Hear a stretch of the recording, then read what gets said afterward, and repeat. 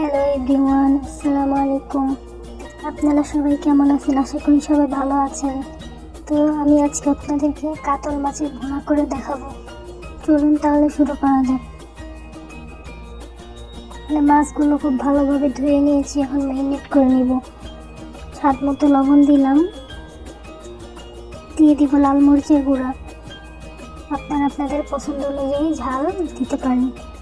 হলুদের গুঁড়া দিয়ে দিলাম, ভালোভাবে ম্যারিনেট করে নিব। ভালোভাবে মাখিয়ে নিতে হবে যাতে প্রতিটা মাছের গায়ে মশলা ঠিকভাবে লাগে। তো এখানে একটা কড়াই বসিয়ে দিয়েছি, এখানে তেল দিয়ে দিব। তেলটা গরম হয়ে আসলে গরম তেলে মাছ ছেড়ে দিব। মাছগুলো খুব ভালোভাবে ভেজে নিতে হবে।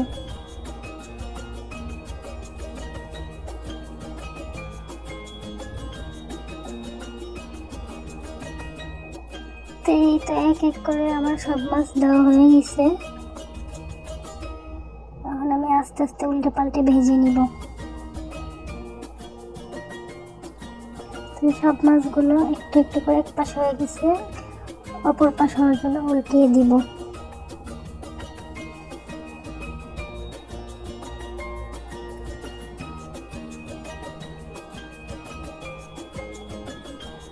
তো অপর পাশে ভাজা হয়ে গেছে, এই যে একটা প্লেটে উঠিয়ে নিয়েছি।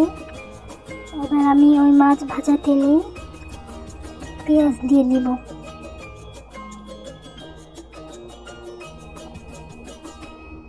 বেশ খানিকটা পেঁয়াজ কুচি দিয়ে দিলাম। এখন পেঁয়াজগুলো একটু ভেজে নিব। গুঁড়া মশলা অ্যাড করলাম, হলুদের গুঁড়া, মরিচের গুঁড়া, ধনিয়া গুঁড়া, জিরা গুঁড়া। এই মশলাগুলো খুব ভালোভাবে ভেজে নিব। সামান্য পানি দিয়ে দিলাম, এতে করে মশলাগুলো যাতে না পুড়ে। এখন দিয়ে দিলাম একটা টমেটো। আবার একটু ভেজে নেব। পর্যায়ে আমি 2 চামচের মতো আদা রসুন বাটা দিয়ে দিলাম। মশলা ভালোভাবে কষিয়ে নেব।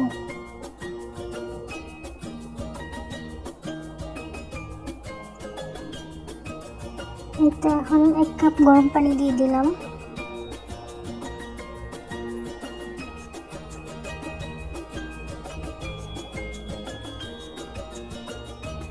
এখন ঝোলের জন্য পানি দিলাম, মাছগুলো দিয়ে দিব।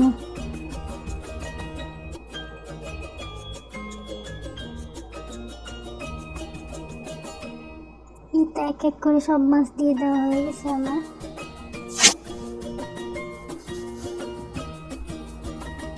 এই পর্যায়ে কাঁচামরিচ দিয়ে দিলাম।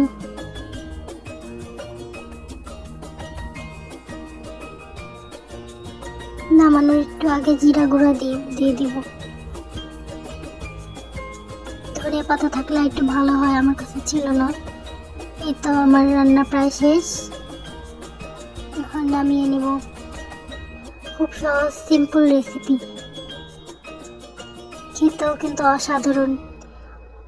অবশ্যই আমার চ্যানেলটা সাবস্ক্রাইব করে দিবেন।